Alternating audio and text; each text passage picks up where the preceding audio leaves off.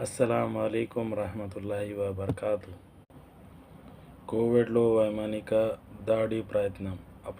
అప్రమత్తమైన రక్షణ వ్యవస్థలు, దేశవ్యాప్తంగా మోగిన సైరన్లు.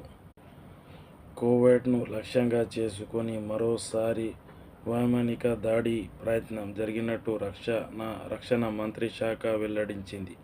ఈ పరిణామంతో అప్రమత్తమైన అధికారులు దేశవ్యాప్తంగా ప్రమాద హెచ్చరిక సైరన్లు యాక్టివేట్ చేశారు.